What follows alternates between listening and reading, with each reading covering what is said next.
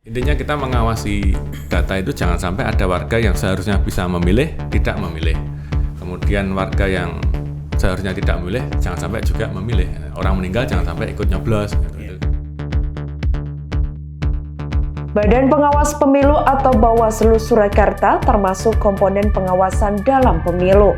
Masalah pemilu yang sering dibicarakan tapi sulit ditindak, satu di antaranya adalah politik uang. Pemilu 2024 masih 2 tahun lagi, tapi kita bisa mengenali pelanggaran dari sekarang.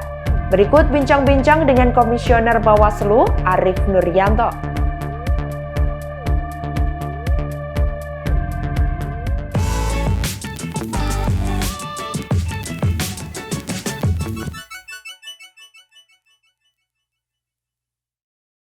Selamat sore Tribuners, kali ini kita kedatangan tamu Bapak Arief Nuryanto, Komisioner Divisi Penyelesaian Sengketa Bawaslu Surakarta. Bagaimana kabarnya Pak Arief hari ini? Alhamdulillah baik, Mas. Ya. Mas Rian. Ya. Pak Arief, langsung saja ini kan kita akan menghadapi pemilu tahun 2024, pemilu serentak gitu kan. Dan di sini tugas Bawaslu itu kan melakukan pengawasan bagaimana berjalannya pemilu nanti. Nah, bagaimana sekarang persiapan Bawaslu? Walaupun masih 2 tahun lagi kan Bawaslu Surakarta tentunya sudah mulai bersiap sejak sekarang itu Pak Arief. Ya baik, tentunya namanya persiapan itu ya kita melaksanakan berbagai persiapan saat ini. Tentunya kita mulai dari fisik maupun dari SDM. Yang untuk fisik ini kantor Bawaslu kita juga mencari tahun ini kita dengan awal tahun ini 2022 Bawaslu Kota Surakarta pindah kantor di yang lebih representatif. Intinya kita ketersediaan ruangan untuk sidang itu dan kemudian untuk pelaksanaan tata laksana pelayanan publik. Nah, insya Allah ini lebih baik dan kita matangkan. Kemudian untuk persiapan dari segi SDM-nya kita sudah melaksanakan diantaranya pelatihan kepada para staf, yaitu mematangkan SOP atau standar operasional prosedur. Misalnya dari SOP bagaimana penanganan pelanggaran.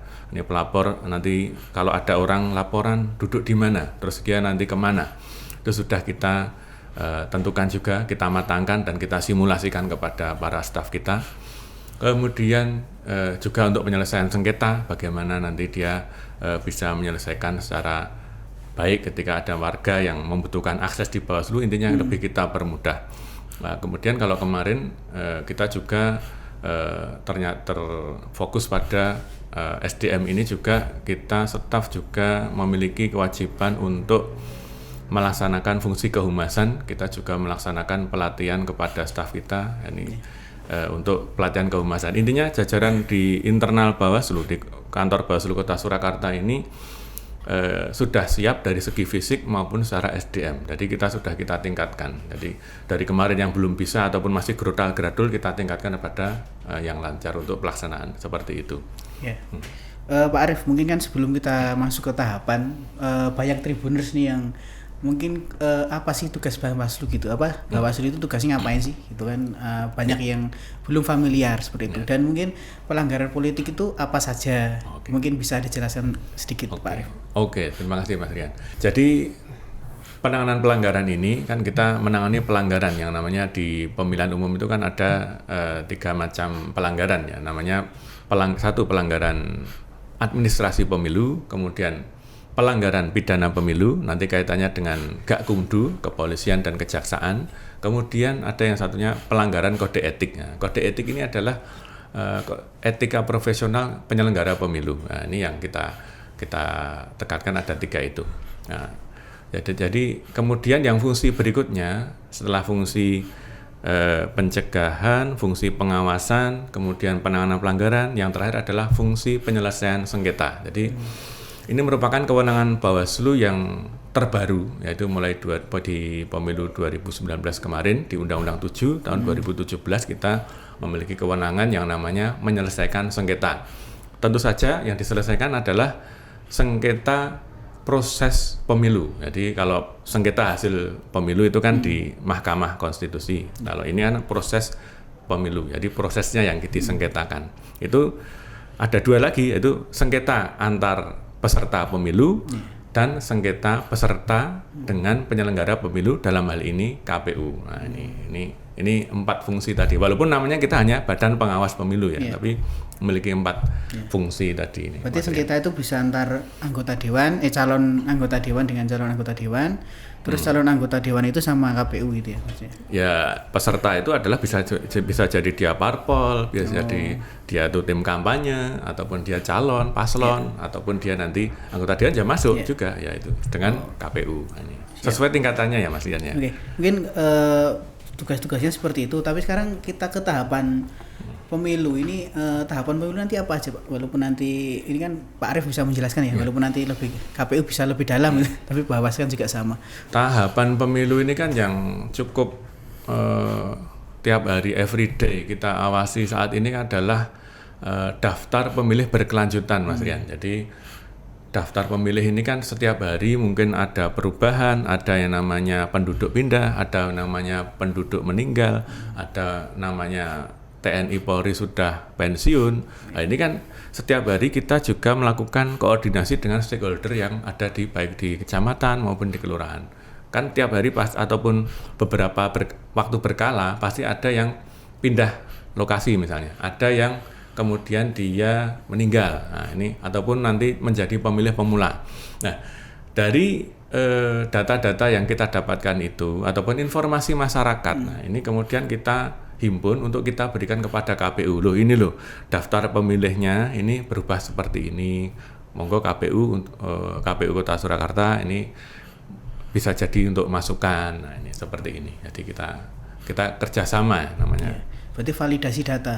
Artinya data yang dimiliki KPU sama Bawaslu bisa compare digabungkan gitu ya. Intinya kita mengawasi data itu jangan sampai ada warga yang seharusnya bisa memilih tidak memilih. Kemudian warga yang seharusnya tidak memilih jangan sampai juga memilih. Orang meninggal jangan sampai ikut nyoblos. Itu banyak. Kasus-kasus itu ada, Pak Arief? Kasus itu ketika misalnya namanya meninggal, orang yang sudah meninggal tapi ternyata namanya masih terdaftar. terdaftar. Kalau masih terdaftar dan belum diedit itu juga ada beberapa. Itu administrasi saja. Kita selesaikan secara mendatar ya dari laporan dari Panwas Kecamatan kita himpun, kemudian kita berikan pada KPU. Jadi kita himpun. Kita tiap bulan kalau daftar pemilih berkelanjutan ini kan kita belum ada Panwascam, jadi kita ngawasi sendiri saat ini ya. Kalau untuk tahun 2019 lalu yang kebanyakan kasus sengketa itu apa Pak Arief? Dalam artian 2019 itu kita menangani sengketanya adalah 2 kasus. Yang pertama dari Partai Berkarya, yaitu terkait pendaftaran parpol. Kemudian yang kedua adalah dari Partai Nasdem yang diselesaikan secara mediasi, yaitu dengan terkait gelar nama yang ingin dicantumkan pada daftar caleg tetap itu DCT. Nah, kalau di Berkarya itu adalah sampai di tahapan adjudikasi kemarin kita ya, di pemilu 2019 ya ini ya. Oke, di situ. Oke. Berarti untuk nanti belajar dari kasus-kasus yang pernah ada, Bawaslu Solo ini persiapannya apa? Untuk 2014 nanti, maksudnya antisipasi kasus serupa 2024 ya. Ya. Otomatis kita pencegahan itu kita fungsikan, yakni kita senantiasa melaksanakan yang namanya sosialisasi pengawasan partisipatif kepada semua pihak, semua kalangan, baik itu penyelenggara maupun tak lupa juga nanti dari parpol juga kita sampaikan pula bahwa bagaimana aturan main yang sudah ada di penyelenggaraan pemilu di 2024 ini seperti apa. Ini kan baru tahapan awal ya, jadi belum semua aturan itu turun ini ya. Gitu Mas Rian. Ya. Sama untuk persiapan anggota tadi kan ada Panwascam, terus kemudian sampai tingkat bawah. Tingkat mungkin bisa dijelaskan gitu Pak Arief. Kalau perekrutan anggota penyelenggara itu seharusnya memang 1 bulan sebelum tahapan. Ini kan tahapannya kan mulai bulan Agustus kalau tidak salah ya, untuk pendaftaran partai politik ini kan. Ya, ini padahal ini juga sudah bulan Juli ya. Akan tetapi memang belum ada juklak atau juknis ataupun instruksi dari RI kita untuk melaksanakan perekrutmen. Jadi kita belum bisa melaksanakan. Tapi nggak mengganggu ya untuk tahapan artinya perekrutan tadi tidak mengganggu tahapan-tahapan yang berjalan. Insya Allah tidak, karena kita bersiap tetap ya, nanti kita optimalkan apa yang ada di kantor Bawaslu Kota Surakarta, ya kita optimalkan.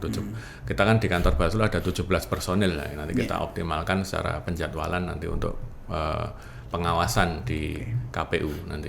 Ya. Oke, Pak Arif. Sekarang banyak masyarakat itu mereka tahu ada pelanggaran pemilu gitu, Pak Arif. Tapi selama ini merasa bingung untuk bagaimana sih caranya melapor ke Bawaslu ketika mereka menemukan pelanggaran-pelanggaran itu. Mungkin bisa dijelaskan tahapannya kalau misal masyarakat mau melaporkan ada temuan indikasi pelanggaran pemilu dan lain sebagainya ke Bawaslu, itu apakah cukup telepon atau memang harus datang ke kantor gitu, Pak Arif? Ya, kita sebetulnya juga dari Bawaslu khusus untuk Kota Surakarta ini juga kita mempermudah dengan bisa dengan melalui Panwas Kecamatan, Panwas Kelurahan. Cuma ketika ini tidak ada, berarti kita kan menggunakan kontak person untuk bisa memberikan pelaporan. Jadi untuk pelaporan ini cukup hadir di kantor Bawaslu, silahkan, ataupun nanti kalau laporan ya sifatnya laporan itu kan dia harus memberikan identitas yang jelas, pelapornya siapa, terus apa yang dilaporkan, materi laporannya apa.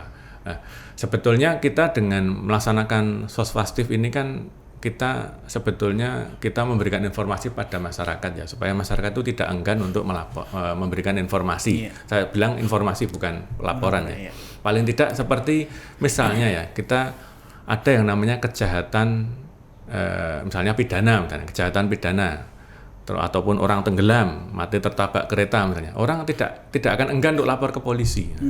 Kan cepet-cepetan itu. Nah, sama seperti waktu dulu kita liputan itu kan informasinya jarang, namanya wartawan ngonangi sendiri ya, namanya TKP, pasti informasi dari masyarakat ataupun dari kepolisian. Nah, ya yang kita tekankan saat ini adalah kita mengajak pada masyarakat bagaimana kita itu nanti dalam kegiatan sosiali partisipatif ini masyarakat itu mau sedikitnya memberikan informasi kepada Bawaslu, Badan Pengawas Pemilu ini saat adanya tahapan ini. Jadi semangat spiritnya untuk memberikan informasi itu sama seperti memberikan laporan kepada kepolisian misalnya ataupun kepada wartawan. Nah ini yang baru kita laksanakan itu, Mas Rian. Jadi kita undang ormas, kita undang stakeholder juga, PN dan ASN, kita juga melakukan koordinasi dengan organisasi tokoh masyarakat, kemudian lintas agama, lintas etnis juga kemarin di Surakarta itu banyak mahasiswa juga. Harapannya seperti itu ya. Agar mereka aktif gitu ya. Ya, setidaknya aktif memberikan informasi ya. Mas, ini ada dugaan pelanggaran seperti ini, seperti apa? Apakah ini masuk atau tidak? Nah, ini kan Bawaslu yang menindaklanjuti nanti gitu. Ya. Berarti masyarakat cukup datang saja memberikan dugaan pelanggarannya. Bisa. Mereka nggak perlu kan, kalau di kepolisian mungkin mereka harus jadi saksi dan lain sebagainya. Kalau di Bawaslu sama juga seperti itu. Kalau di Bawaslu misalnya itu merupakan pelaporan resmi ya, otomatis jika nanti konteksnya adalah pelaporan resmi ataupun aduan resmi ya, tentu saja dia harus nama kartu tanda penduduk, kemudian apakah dia sudah masuk di DPT, apakah dia nanti warga Kota Surakarta atau bukan. Nah, ini cukup penting ya nanti yang perlu. Jadi kalau pelaporan resmi itu harus dengan jalur resmi juga. Tapi kalau sekedar informasi, nah, itu tidak apa-apa memberikan, misalnya kita dengan menyebar nomor HP atau nomor istilahnya yang bisa dihubungi. Ketika kita sosvastif, kita pasti punya nomornya anggota Bawaslu, pasti punya ya, yang kita datangi kemarin beberapa organisasi maupun ormas ataupun tokoh masyarakat. Tapi kalau pemilu lalu ya, misalnya kita bicara pemilu 2019 lalu, memang banyak nggak masyarakat yang aktif itu memberikan pelaporan dan lain sebagainya? Ya, informasi masyarakat itu saya bilang masih minim ya Mas Rian ya, karena entah kenapa masyarakat itu nggak mau ribet ketika memberikan informasi. Bahkan ada macam dugaan money politik misalnya, kemudian kita proses itu aja untuk kita menjadi pihak terkait ataupun dia mau untuk jadi saksi aja, mereka lebih menarik diri. Saya tidak bilang takut atau gimana, tapi lebih menarik diri. Nah, ini yang tidak kita yang tidak kehendakian sebetulnya seperti itu. Ya, tapi di era modernisasi ini sebetulnya ya netizen ini sebetulnya ya harusnya bisa ya lebih kreatif, misalnya ada money politik bisa diambil gambar dia sebagai nanti bisa jadi alat bukti, terus kemudian apakah nanti memenuhi unsur atau tidak kan nanti kita juga melakukan pengkajian sendiri kan ada gitu. Ya memang apa ya, kalau kita bicara money politik ini kan setiap tahun itu digaungkan. Artinya bukan setiap tahun sih, setiap pemilu ya, setiap tahapan pemilu, setiap ada pemilihan entah pilkada, pileg, itu selalu digaungkan gitu. Dan kadang ada yang apa namanya itu sudah kadang mengirim bukti misalnya kasus gitu ya. Tapi kadang untuk penyelesaiannya nggak terlihat seperti itu Pak Arif. Itu bagaimana tanggapan Pak Arif? Gini Mas Rian, namanya money politik itu tetap merupakan penyakit pemilu ataupun penyakit demokrasi di negara kita. Yaitu yang harus sebetulnya kita semua pihak, semua kalangan ini peduli ya.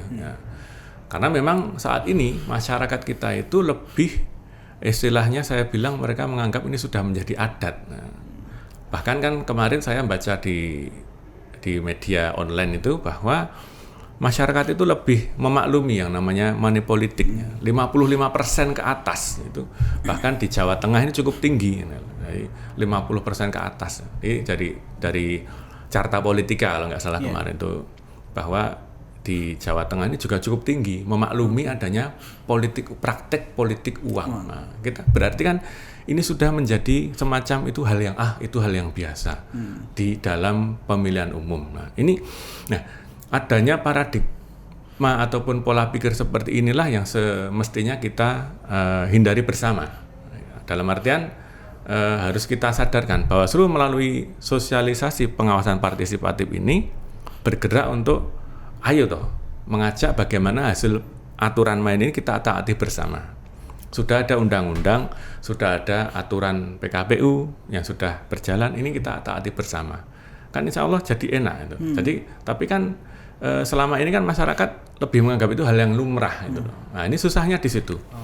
Nah, ini cara-cara yang saya kira tidak fair play juga.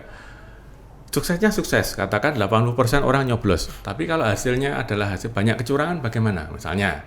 Nah, ini kan banyak money politik misalnya, tapi kan tidak bisa diendus. Saya sama Mas Rian, sama-sama wartawan katakan ya, 10 tahun jadi wartawan. Pernah nggak kita ngonangi sendiri namanya money politik? Nggak pernah juga. Saya juga jadi jurnalis 10 tahun juga. Di jalan tuh nggak pernah namanya lihat orang money politik. Makanya yang bisa memberikan informasi itu sebetulnya adalah masyarakat. Nggak bisa kita semacam delusuan yang pojok-pojok itu kan kita juga nggak mungkin. Ya, kalau investigasi mungkin bisa ya untuk melihat itu, tapi untuk penindakannya memang harus ada kayak pelaporan resmi, bukti. Laporan resmi, bukti, kemudian alat buktinya, kemudian saksi, pihak terkait harus terpenuhi semua, memenuhi unsur. Ada ajakan, ada kemudian misalnya ada orang bagi-bagi amplop. Kan mereka bilang ya saya cuma bersedekah, nggak bisa kita langsung tangkap misalnya kita proses, harus ada namanya pemberian itu ada ajakan untuk mencoblos tertentu ataupun tidak mencoblos yang lawannya tertentu itu. Berarti memang harus ada bukti saksi yang mengakui seperti itu ya? Iya, harus ada saksi. Berarti kendalanya memang ya sudah dianggap lumrah, terus kemudian masyarakat itu malah ketika melapor mereka enggan untuk meneruskan gitu maksudnya. Iya, istilahnya budaya, apalagi budaya orang Jawa ini kan moh rame, moh ribet. Nah, ini yang cukup apalagi ini urusannya urusannya guru coblosannya Mas. Ini dan kita menjumpai memang seperti itu. Tapi kalau bicara penanganan money politik itu mungkin Pak Arif kan berhubungan dengan anggota lainnya Bawaslu mungkin se-Indonesia gitu ya. Apakah di Indonesia ini ada yang maksudnya sudah ini tertangkap nih atau diseriusi, maksudnya ada yang benar-benar melaporkan itu sampai ke tingkat yang serius gitu? Ya, selama alat bukti terpenuhi, kemudian istilahnya perangkat hukumnya terpenuhi, kemudian ada unsur-unsur money politiknya atau pidananya ini, ada ajakannya, ada yang diajak nyoblos itu ada, kemudian pengajaknya adalah siapa, untuk tertuju yang jelas semuanya, itu pasti terproses. Dan saya juga di Indonesia ini juga ada yang sampai pidana, itu juga ada, saya melihat juga ada. Ada ya? Ya. Artinya tinggal masyarakatnya ya. Berarti ini pesan untuk masyarakat juga ya.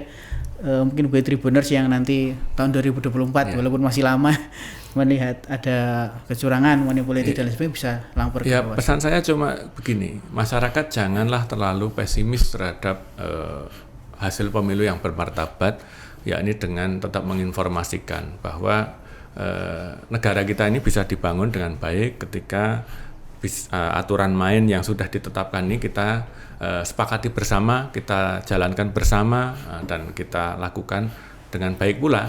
Padahal kita lihat sendiri kan di Mas Rian itu namanya di calon baik itu syarat caleg ataupun pimpinan kepala daerah ataupun presiden, pasti nomor satunya ada setelah warga negara pasti ada bertakwa pada Tuhan Yang Maha Esa. Saya kira kalau orang memakai money politik untuk dalam melaksanakan kepemilihannya, itu kan sudah tidak memenuhi syarat sebetulnya ya. Nah, berarti kan tidak bertakwa pada Tuhan Yang Maha Esa. Ini perlu masyarakat juga harus sebenarnya peduli ya bagaimana terhadap calon ini, terus kemudian bahwa ini bukan saatnya bagi-bagi duit lagi, mengorbankan masa depan 5 tahun ke depan. Nah, ini perlu dirubah mindsetnya ini. Tapi Bawaslu terus ini ya, Mas Arif ya, gencar gitu untuk kampanye anti money politik gitu. Kita melakukan sosialisasi bahasanya ya. Kalau bilang kampanye nanti ada istilah kampanye nanti. Kita sebelum tahapan masuk ini kan kita mendatangi namanya berbagai komunitas, Mas Rian, mulai dari ibu-ibu PKK, komunitas Karang Taruna, kemudian ibu-ibu pengajian, kemudian dari Ormas Aisyah, Fatayat, Muhammadiyah itu kemarin juga, kemudian dari mana ya, disabilitas dan lain sebagainya. Juga kita dalam sosialisasi kita selalu kita tanamkan bagaimana bahwa hasil pemilu ini tidak melulu kita mengejar kuantitas, tapi mengejar kualitas. Ini adalah dengan cara-cara yang bermartabat. Artinya tidak terjadi kecurangan, tidak terjadi money politik tadi. Walaupun kita tidak bisa ngonangi, karena kayaknya ya masyarakat itu sudah menganggap biasa, kemudian tidak memberikan informasi. Ini artinya wis sebenarnya gitu ya. Sudah gitu maksudnya. Dan ketika di proses hukum kan nggak bisa, Mas. Ketika tidak ada alat bukti, tidak ada saksi, tidak ada hal yang menguatkan. Berarti money politik itu bisa masuk ke ranah hukum sebenarnya? Bisa, ya. Kita kan ada namanya sentra penegakan hukum terpadu. Jadi kita bekerjasama, berkolaborasi dengan kepolisian dan dengan kejaksaan. Nah, kita nanti ketika itu ada mengandung unsur maupun itu masuk unsur dugaan pidana pemilu, nah, kita akan bekerjasama untuk pembahasan. Nah, Oke, Pak Arif. Mungkin itu Pak Arif tentang persiapan Bawaslu. Fokus ya, maksudnya fokus nanti Bawaslu itu tahun 2024 fokusnya pengen apa gitu pengawasannya gitu. Maksudnya gimana? Mungkin pengawasan lebih ke tadi money politik atau mungkin pengawasan ke DPT dan lain sebagainya itu. Ya. Ada khusus nggak gitu? Tentu saja kita semua titik rawan tiap tahapan itu tetap kita perhatikan, Mas Rian ya. Jadi bagaimana tadi fungsi pencegahan, penanganan pelanggaran, pengawasan sampai pada penyelesaian sengketa, semuanya kita cegah supaya tidak terjadi di kota Surakarta ini. Jadi Surakarta ini tetap Solo berseri ya katanya ya. Jadi yang kita tekankan kalau secara khusus saya kira semua tahapan ini juga saya kira memiliki titik rawan tersendiri ya. Misalnya masa kampanye itu ada titik rawan di mana rawan pelanggaran pemasangan alat peraga kampanye. Terus nanti kalau misalnya di hari tenang itu adalah rawan ada namanya serangan fajar misalnya. Itu titik rawannya di situ. Kemudian kalau DPB, daftar pemilih berkelanjutan atau sampai daftar pemilih tetap nanti ditetapkan, itu kan yang titik rawannya apa? Ada warga yang seharusnya bisa mencoblos tidak mencoblos ataupun bisa memilih katakannya. Iya, luput, tercecer misalnya. Atau warga yang seharusnya tidak ikut memilih. Nah, warga meninggal, warga pindah, ternyata namanya masih bisa ada.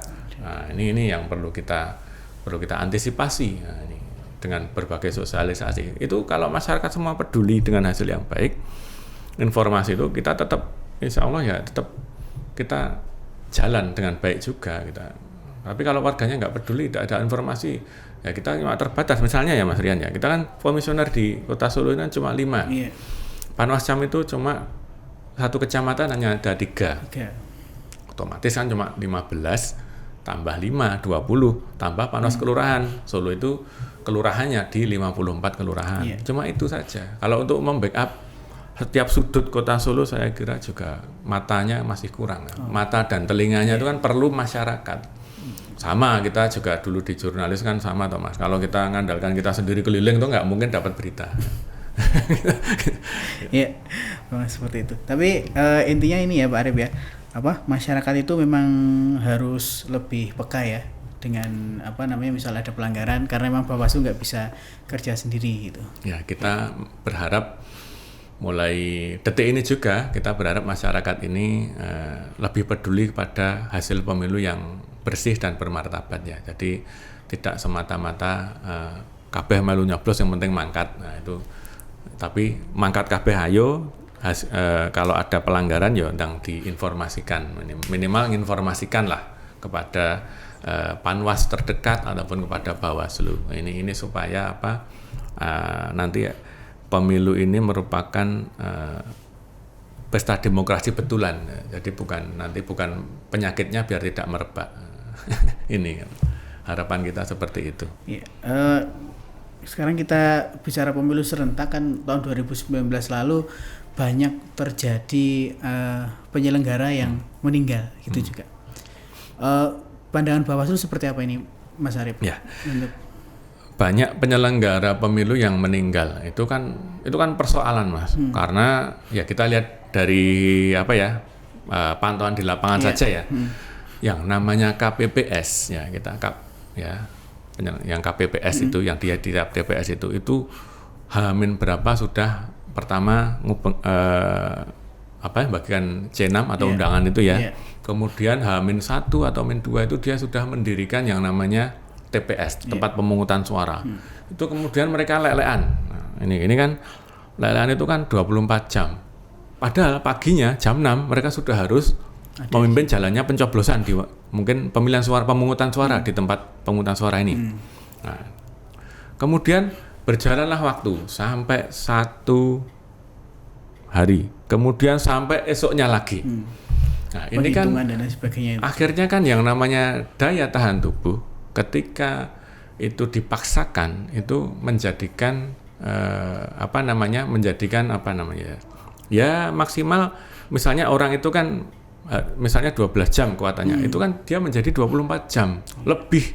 Nah, akhirnya banyak yang sebetulnya kecapean, kemudian ada yang sakitnya kambuh, ada yang bisa pingsan, ada yang meninggal dunia, kan banyak kemungkinan. Nah, itu karena faktor kelelahan yang cukup akut ya saya bilang, juga apalagi kalau punya penyakit bawaan kronis ya, jadi seperti itu.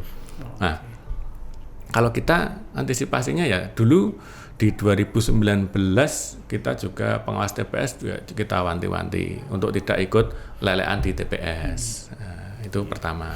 Kemudian kita asupan vitamin juga kita berikan. Itu ada. Kemudian masker, menjaga kebersihan waktu itu ya.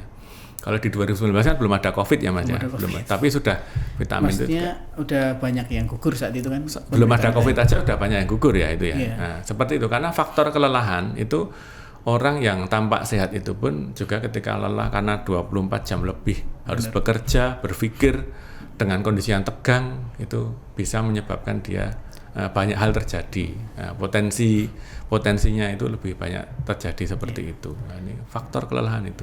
Kalau saran Mas Arif mungkin kepada KPU misalnya ya, karena dulu kan juga ya KPU ada dari Bawaslu ada juga kan.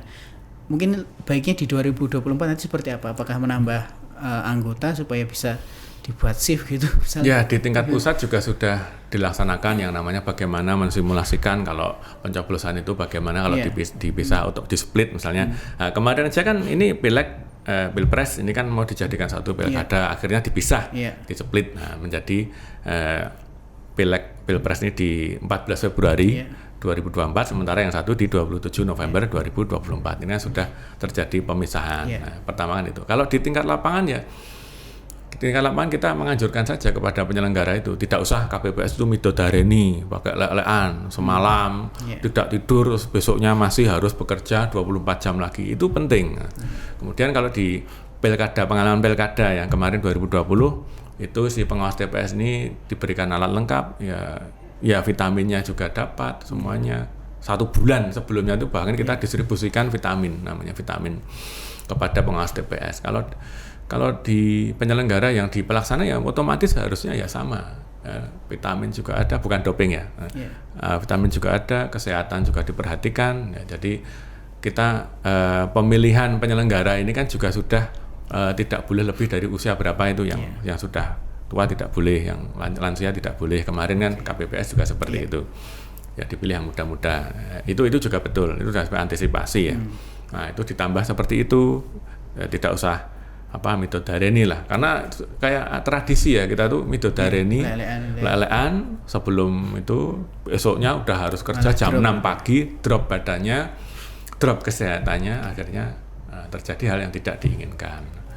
Gitu.